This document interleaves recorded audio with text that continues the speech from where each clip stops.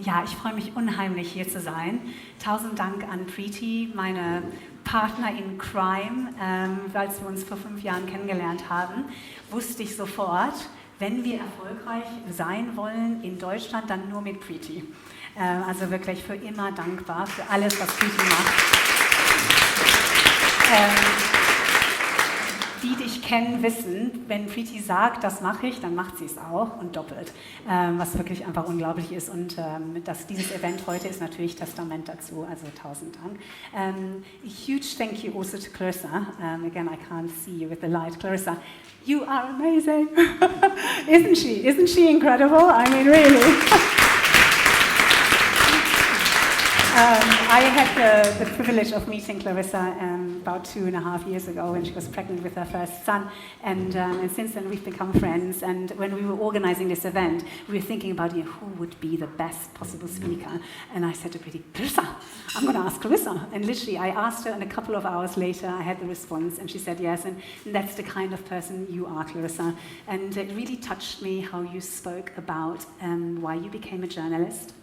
And how personal this is, and it is about the stories, and in particular about the stories of women. And I thought to myself, maybe I should have become a journalist, because that is absolutely my passion, and only I took it in the direction of trying to raise awareness and raise money, so that to help those women who don't have a voice, who don't have the same opportunities, who don't have access to resources, and to find a way to give them that access, so that they can empower themselves. Because I can't empower you if you don't choose to do the work. And that's the really incredibly important message of Women Forum International, that what we do is we provide the circumstances, we provide access to resources, access to knowledge. Knowledge is incredibly powerful, and I will tell you a story in a minute. But it's the women who do the work. And I think that is what you captured so well, Clarissa. They are human beings, just like us. And every time I travel, and I travel a lot as well, that is what inspires me. And that's why Preeti said inspiration is so important to us, because it's kind of, you're in spirit, you're kind of reconnecting with that shared humanity. And so so I've got a number of women who are in my heart, got like this boardroom. I think about it as a boardroom, because you can't remember everyone you meet, and I really loved what you said, Clarissa, you can't. They stay with you in some ways, but then there are some women you meet and you will never forget them, because they become part of your journey, and they fundamentally change you, and how you look at life, and how brave you become to speak out, because you've seen bravery that's beyond words. And so 2 weeks ago, I was in Nigeria. In fact, this dress was made by a women's cooperative in Nigeria when I was there. And I was thinking to myself, this is a very crazy dress. When will I ever wear it? And here I am. So it's a piece of Nigeria with me. And there's also someone here with me. You can't see her, and her name is Kang Zhang. I met Kang Zhang 2 weeks ago when I was in Nigeria, and I was going to visit the women who graduated from our year-long program, which is a very practical and holistic program that literally takes the poorest, most marginalized women who on average live on 81 cents a day, literally take them and offer them an opportunity to learn about their health and hygiene and nutrition, to learn about their rights and the right to vote, and how they can participate not just in family life but also at the community life. We teach them practical skills. In Iraq, we teach beauty and sewing. We met women how they sew. Further front, further back, up. Okay. Sorry. Thank you. So practical skills. And then fourthly, so there are 4 key outcomes. Fourthly, really importantly, we bring women together. We break the extreme isolation that many women experience as a result of the circumstances they find themselves in. Because we focus, as I said, on the poorest women and those women living in fragile and conflict-affected states. It is the World Bank estimates that by 2030, 45% of the poorest women will live in fragile and conflict-affected states. We know that right now 1.2 billion people are living affected by violence and insecurity. So we know that if we want to significantly address poverty, we need to look at what is going on in countries affected by conflict. So we take them by their hand and we see them through a year-long program that's really practical and sees at the end of that women are earning $2.12 instead of the 81 cents that they started off with. So I was in Nigeria to visit those women who had graduated to hear from themselves how their lives have been changing. And so that's why I found myself in the north of Nigeria, in Bauchi state, one of the poorest states in northern Nigeria, also affected heavily by the displacement of people leaving areas where Boko Haram is operating. And Kanjan really struck me immediately. It's a beautiful, tall woman, a gorgeous face, with this enormous smile, and there's just this benevolence literally coming out of her eyes. We're going in a bus to a community meeting. I wasn't really entirely sure where we're going or what the purpose was, but I was going along, and the bus was full of women like Kang Jan, who had done the year-long program and who had now become what we call change agents, because they are inevitably women who come out of our classes. They're always in 25, groups of 25, who are on fire. Once they have access to knowledge and they realize that actually they have a voice, you can't stop them, right? And so we kind of think, okay, let's invest a bit more in them, and then we can see this ripple effect in the community. And Kang Zhang was one of them.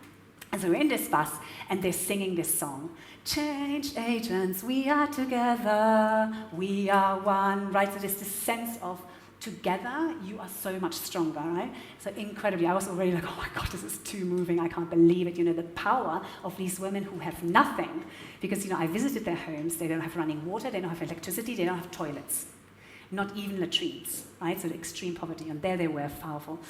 Anyway, so turns out, we're going to this peace dialogue. Because the community that Kangjang lives in has been, over the last 10 years, entrenched in a conflict between the herdsmen and the farming community, where literally people are dying every day, being killed. Thousands of people have been killed as a result of that conflict. And I was witnessing the second meeting of a peace dialogue between the two communities that the change agents initiated, including Kangjan. And I saw how women and men were talking to each other who had never talked to each other in the last 10 years. At one point, we had to stop our operations because of the conflict. But then I talked to Kang Zhang, and then she tells me that in 2015, her husband was shot in front of her own eyes by the Fulani, by the herdsmen. Her son, her 11-year-old son, was riddled with bullets.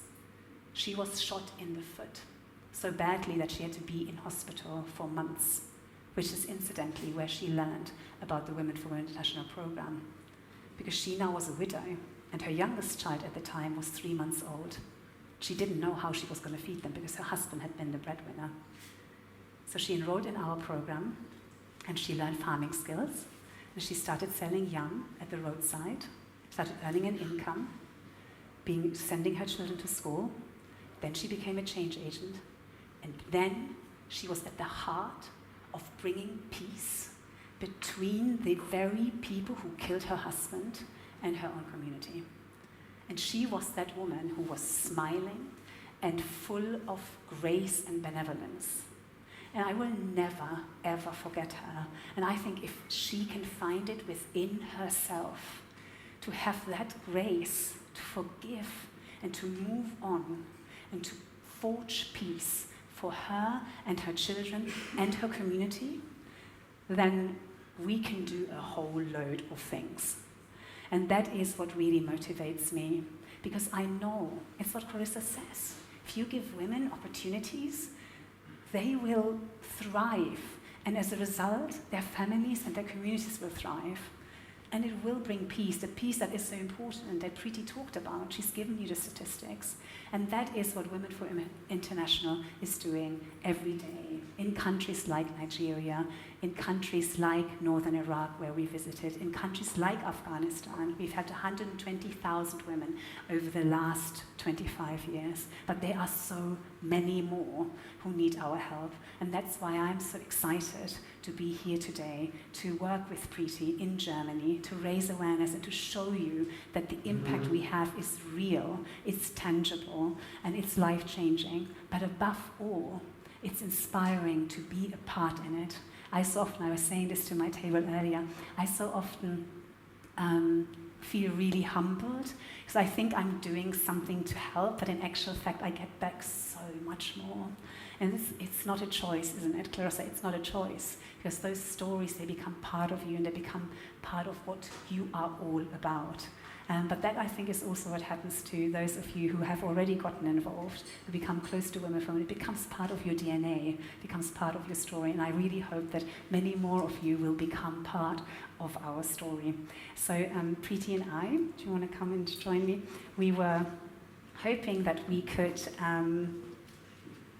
inspire you to make a pledge tonight. Absolutely. Can you hear me? Yes, so absolutely. So thank you, Brita. I mean,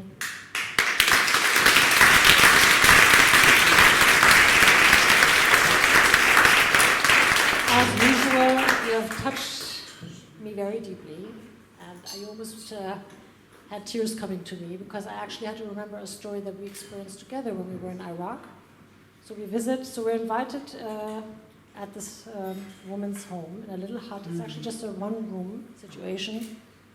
And she has all these little bowls in front of us with nuts and chips and smiling from one ear to the other and telling us her story, that her husband had been taken away a couple of months before, put to prison, nobody knew why. She had 3 kids, and she just didn't know how to survive, and she was actually thinking about committing suicide. She was completely hopeless.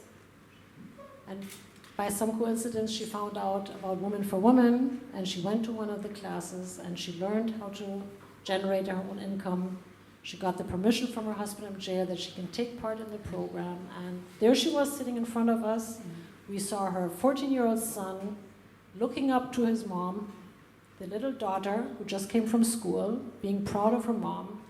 And when we say we've already helped 500,000 women, this is not including all the other people that have been taken along, the children, the neighbors, and so on and so forth. So, yes, I'm more convinced than ever that this is just a fantastic project. And now I'm going to switch back to German. I always forget when it's English and German. Also ich switch jetzt mal kurz auf Deutsch. Also wir haben lange diskutiert, was machen wir eigentlich heute Abend? Wir möchten natürlich gerne und würden uns wahnsinnig freuen, wenn wir ein wenig Unterstützung von Ihnen erhalten, mehr Frauen eine Chance zu geben. Und es ist immer ganz schwierig zu überlegen, welches Land wollen wir jetzt unterstützen, weil eigentlich ist es fast egal, weil jede Frau, die wir helfen, diesen Schritt in ein neues Leben zu finden, ist einfach großartig. So, nichtsdestotrotz haben wir uns für heute Abend entschieden, einmal, weil Brita ganz frisch aus Nigeria zurückgekommen ist, dass wir auf jeden Fall gerne eine Classroom in Nigerien